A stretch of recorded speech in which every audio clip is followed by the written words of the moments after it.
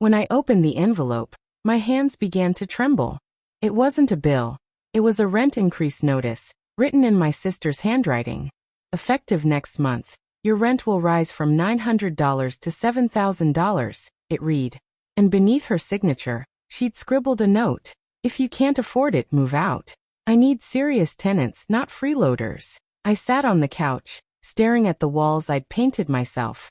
In the apartment she promised I could rent at a family rate. My chest tightened, not because of the money, but because of what she was trying to do. She wanted me gone.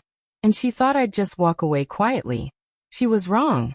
Zanaya and Mara were sisters who everyone believed were very close. They looked happy in family pictures and laughed together at gatherings, but behind that smile was a quiet competition that nobody noticed. Mara was the older one, the one who always had more. When they were little, she got the new dresses first, the best room in the house, and all the praise from their parents. Mara is so responsible, their mother would always say, while Zanaya quietly did the chores and stayed out of the spotlight. When their parents passed away, Mara inherited the family's old duplex. It was supposed to be shared, but Mara made it sound like she was doing Zanaya a favor by letting her live in one small unit. At first, Zanaya was grateful. She had just lost her job during the pandemic and needed a place to stay. Mara smiled sweetly and said, "You can live here until you get back on your feet." Her voice sounded caring, but her eyes said something else, a kind of superiority, as if she owned not just the house but Zanaya's dignity too. The first few weeks were peaceful. Zanaya spent her time cleaning, fixing broken things, and cooking meals for both of them. She wanted to believe her sister cared, but slowly, she began to notice the way Mara looked at her. Not with love, but with irritation. Every time Zanaya tried to improve something in the house, Mara would find a reason to criticize it. "Don't paint that wall," she'd snap. "You're not staying forever." Still, Zanaya stayed kind. She applied for jobs, sent out her resume every day, and tried not to let her sister's attitude bother her. But deep inside, she could feel Mara's resentment growing stronger. The more Zanaya tried to stand on her own, the colder Mara became. When Zanaya finally got a small job at a design firm, she came home smiling, ready to share the good news. Instead of being happy for her, Mara only shrugged and said, "Good. Maybe now you can pay proper rent." That night, as Zanaya lay in bed, she realized something painful. Mara didn't want her to rise again. She liked being the one people admired, the one others called successful. Seeing her little sister rebuild her life made her feel small. And from that moment, jealousy quietly began to poison what little sisterhood they had left. Zanaya's new job at the local design firm gave her a sense of hope she hadn't felt in months. It wasn't a big position, but it was enough to keep her busy and pay her bills. Every morning, she left early with a packed lunch and came home late, tired but proud. She started sending money to Mara each month, always on time.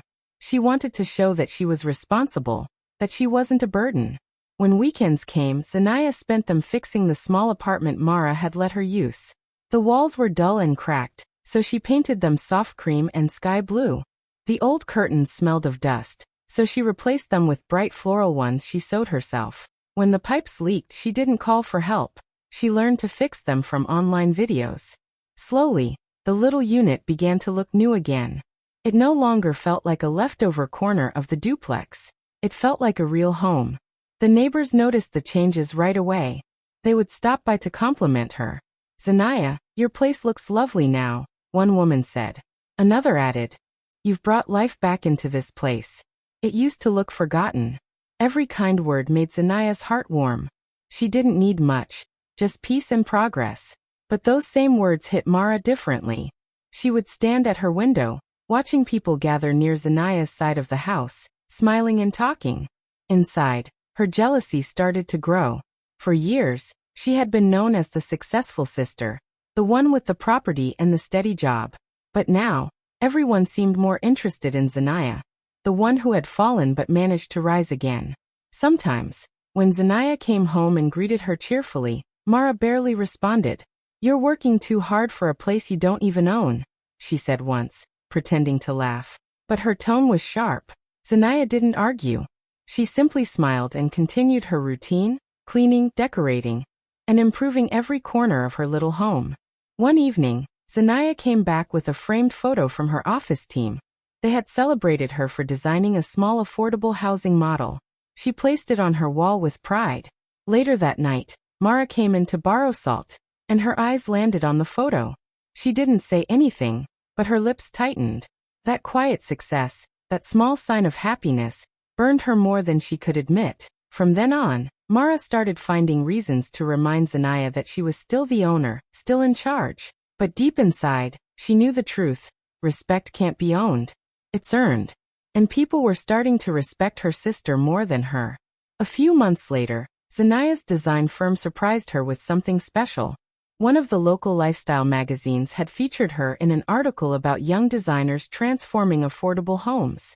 Her photo was there, smiling beside a bright, simple apartment she had decorated herself. The story talked about her creativity, her eye for detail, and how she believed that beauty didn't depend on money but effort. It was a small article, but for Zanaya it meant everything. It was proof that her hard work was finally being seen. The neighbors were proud too. They showed the magazine to each other saying, "She's such a humble girl. Always polite and hardworking." Some even congratulated Mara, thinking she'd be happy for her sister. But instead of feeling proud, Mara's chest tightened with envy. Every compliment toward Zanaya felt like a cut. For the first time, she wasn't the center of attention. People weren't talking about the duplex she owned. They were talking about the sister she used to pity.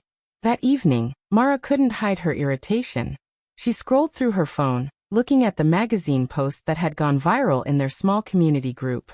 The comments were full of admiration. One read, "Zanaya made that old place look like new." Another said, "She has a gift, her designs feel like home." Mara slammed her phone shut. She couldn't understand why everyone was treating her tenant like a hero. The next few days, she began to act differently. She started whispering small things to neighbors and relatives. "You know, she's barely paying rent," she told one of them with a fake laugh. "She's lucky I let her stay. Now she's acting like she owns the place." Her words spread quietly, twisting people's thoughts. Some didn't believe her, but others started looking at Zanaya with curious eyes. One evening, Mara showed up at Zanaya's apartment without warning.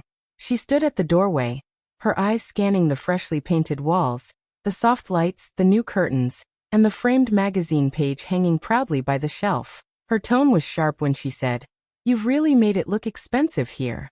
Zanaya smiled kindly and replied, "I just wanted it to feel like home." But her sister didn't smile back. Her gaze was cold, full of quiet anger. After she left, Mara sat alone in her half of the duplex, staring at the walls that suddenly looked dull compared to her sister's. She told herself that Zanaya needed to be reminded of her place, reminded that no matter how much she decorated or achieved, the house still belonged to her. That night, she decided exactly how to do it. She would make Zanaya feel small again. She would make her remember who was really in charge. A week after the tension between them started to grow, Zanaya came home from work to find an envelope sitting on her doorstep. It had her name written neatly in Mara's handwriting. Thinking it might be something simple like a reminder or a note, she opened it without worry. But as soon as she began to read, her hands froze. The letter said that starting next month, her rent would increase from $900 to $7,000. For a moment, she thought it must be a mistake. No one could raise rent by that much, especially family. But at the bottom, Mara had signed her name and written a short note that made everything clear. "If you can't afford it, move out. I need serious tenants, not freeloaders." Zanaya sat on the couch, staring at the paper in disbelief. Her heart ached, not because of the money, but because of what it meant. Her sister wanted her gone. After everything she had done to fix the apartment, after paying rent faithfully and helping keep the property beautiful, this was how Mara wanted to repay her. The woman she had trusted, the one she still called family, had turned into someone cold and cruel. The next morning, she walked to Mara's side of the duplex. Her sister was watering the plants, pretending everything was normal. Zanaya stood there quietly for a moment, holding the letter in her hand. "I got your notice," she said softly. Mara didn't look up. "Good," she replied. "You have a month to decide if you can manage it." Zanaya could feel her throat tighten, but she didn't cry or argue. Instead, she took a slow breath and said, "I'll handle it." That answer made Mara smirk. She thought her plan was working perfectly. She believed Zanaya would panic, pack her things and leave. Quietly, like someone who had lost. In her mind, this was victory. Proof that she still held control. That her sister could never be her equal.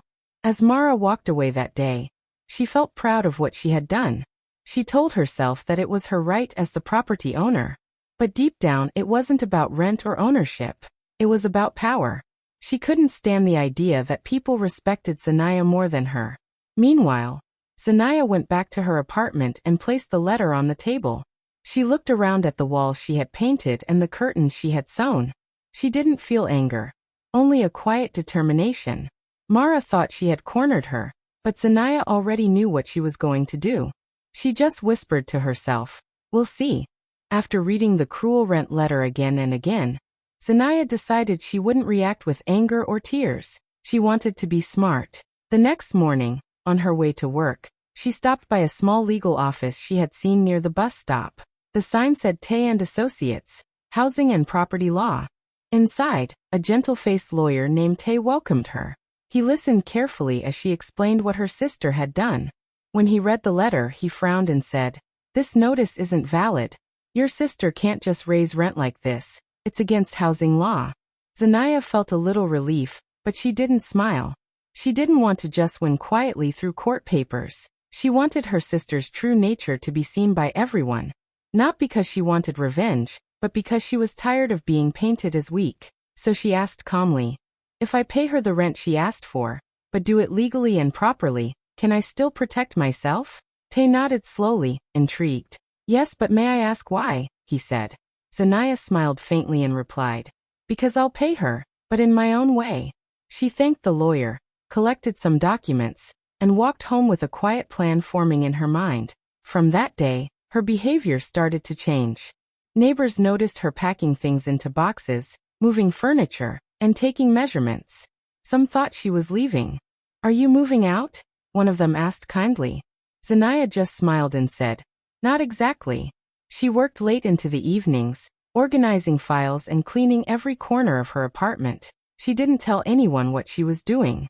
She even bought a small camera and fixed it near the window, pointing toward the shared yard. It wasn't for spying, it was for proof just in case her sister tried something again. Meanwhile, Mara watched all this with curiosity. She assumed her plan had worked. "She's packing already," she whispered to herself proudly. She told a few relatives. Zanaya realized she can't handle it. She'll be gone soon. But Zanaya wasn't leaving. Every move she made was part of something bigger. A way to turn her sister's greed into her own downfall. She wanted to protect herself, gather evidence, and prepare for the moment when truth would no longer be something whispered behind closed doors. Late that night, as she sealed another box and looked around the room she had built with her hands, she whispered, "I won't fight her with anger. I'll fight her with truth." A week later, Mara decided to celebrate what she thought was her victory. She planned a big family dinner at the duplex and called almost everyone she could think of, uncles, cousins, family friends, even a few neighbors. She wanted them all to see how successful she was and how her poor sister was finally leaving. She decorated the yard with lights, cooked a fancy meal, and dressed up in her best outfit. To everyone it looked like a kind gesture, but deep down it was her way of showing off. When guests started arriving, the house was full of laughter and chatter. Mara walked from one group to another, smiling and pretending to be a generous big sister. Yes, it's just a small family dinner before Zanaya moves out," she told everyone proudly. "She's been struggling, poor thing, but I tried my best to help." Some people nodded sadly, others looked at Zanaya with pity. She sat quietly at the corner of the table, calm and composed, her face giving nothing away. The dinner went on with loud music and fake smiles. Mara made sure to mention several times how hard it was to manage the property, and how expensive everything had become. Finally, she stood up holding her glass and said loudly, "Everyone, I just want to thank you for coming. I wanted to celebrate new beginnings. My sister Zanaya will be moving out next week. She couldn't afford the new rent, but I wish her the best." The room went silent for a few seconds. People turned to look at Zanaya with sad eyes. Mara smiled proudly, feeling she had won the moment. But then Zanaya slowly stood up. She looked around the room, meeting every eye before turning to her sister.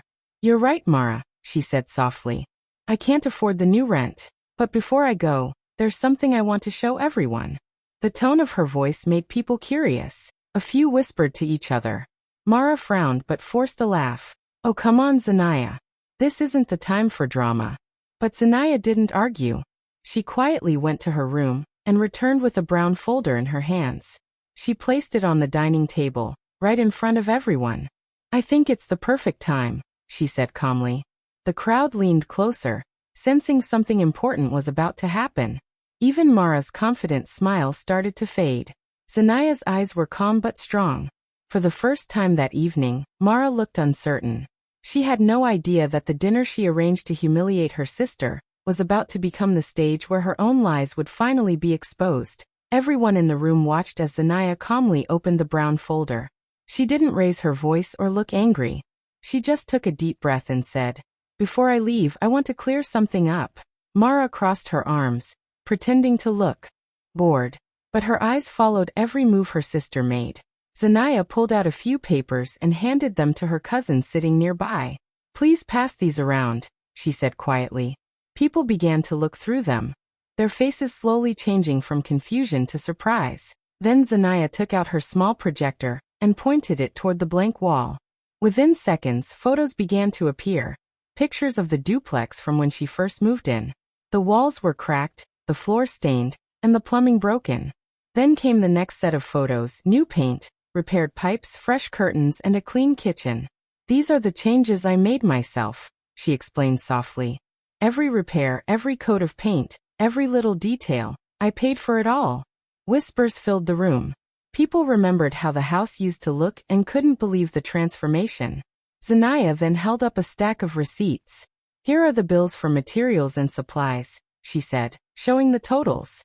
"I never asked Mara for a single dollar." Mara's face started to tense. "Why are you showing all this?" she snapped. But Zanaya continued without reacting. She held up another document, a tax receipt. "This one," she said clearly, "shows that I paid the property taxes for the last 3 years. Mara didn't pay them, and the city sent several warnings." A loud murmur went around the table. Everyone turned to look at Mara, who was now gripping her glass tightly. Then came the final paper. Zanaya clicked to the last slide, showing a scanned document stamped with a government seal. The room fell completely silent. "This," she said, "is the court-verified deed. Since the back taxes were unpaid, the city auctioned this half of the duplex 6 months ago." She looked directly at her sister and added, "And I bought it under my name." The air froze. For a moment, no one spoke. Even the neighbors sitting near the door gasped softly. Zanaya's calm expression didn't change. She closed the folder, placed it neatly on the table, and said, "I didn't want to embarrass anyone. I just wanted the truth to be seen." Mara's face turned pale. The confidence she had worn all evening disappeared completely. She opened her mouth, but no words came out. Everyone now understood what had really happened. The sister she tried to shame was the one who owned the very place she was bragging about. Mara froze where she stood, her smile fading like a candle in the wind. Her hands trembled slightly as she looked around the room, searching for support, but all she saw were shocked faces staring back at her. You can't do that," she stammered, her voice breaking. "This is mine. It's my house." Her words echoed weakly, as if even she didn't believe them. Zanaya didn't raise her voice. She calmly reached into her folder again and handed Mara another paper, the legal proof of ownership, complete with signatures and stamps. "No, sister," she said softly but firmly. "It was ours. But you let your pride sell your half to strangers." "I just made sure those strangers were me." The room gasped. Someone dropped a fork. Another person whispered, "She bought it?" The reality of it sank in like a storm hitting the shore. For once, no one could defend Mara. She had spent years acting like she was better than Zanaya, calling her names, laughing at her, treating her like she didn't belong. And now, everyone could see that the one she mocked was the one who saved the home from being lost completely. Mara's face twisted with disbelief. You tricked me," she muttered, clutching the edge of the table. "You went behind my back." Her voice cracked as she spoke. Zanaya shook her head. "No, I didn't trick anyone. The city sent you 3 warnings about unpaid taxes. You ignored all of them. You said the government could wait, but they didn't. They auctioned your part, and I was the only one willing to pay for it. Mara's breathing grew uneven. No, that's not possible, she whispered, looking at the papers again, as if they might suddenly change. Her knees weakened, and she slumped into a chair. The proud tone she always carried was gone. The woman who once boasted about being the real owner now looked lost, small even. The guests didn't know what to say. Some tried to look away, others simply stared. They had seen Mara humiliate her sister many times, always flaunting her success and pretending Zanaya was just lucky to live there. But now it was clear who had actually worked, who had cared, and who had been honest all along. Mara's eyes filled with tears she tried to hide. You made me look stupid, she whispered. Zanaya took a quiet step closer. No, Mara. I didn't make you look like anything. The truth just finally came out. Her voice wasn't cruel. It was calm, almost sad. Mara lowered her head, her pride collapsing completely. Around her, the whispers faded into silence. For the first time, people didn't see the confident woman who controlled every conversation. They saw the insecurity beneath it, the jealousy that had ruined everything she once had. Why the next morning, everyone in the neighborhood had heard the story. People whispered in the market, in the streets, and even at the local cafe, about how Mara tried to cheat her own sister, and ended up losing everything instead. Some felt sorry for her, others said it was karma. But one thing was clear. The proud woman who used to walk around boasting about her property now left quietly, head bowed, avoiding everyone's eyes. Mara packed her things in silence. The same house she once ruled like a queen now felt like a stranger's place. Neighbors who once praised her avoided her gate, pretending not to see her. She didn't even look at Zanaya on her way out. She just muttered, "You win," before closing the door behind her for the last time. Zanaya didn't respond. She didn't feel like a winner. She didn't dance or celebrate. She simply took a deep breath and looked around her. Half of the duplex, her own home, peaceful at last. She rearranged the furniture, painted the walls a warm cream color, and opened the windows to let in fresh air. The heavy tension that had once filled the house was gone, replaced by calm. Weeks passed, and Zanaya started using her space for something good. She turned the extra rooms into a small workshop for young fashion designers and artists who couldn't afford studios.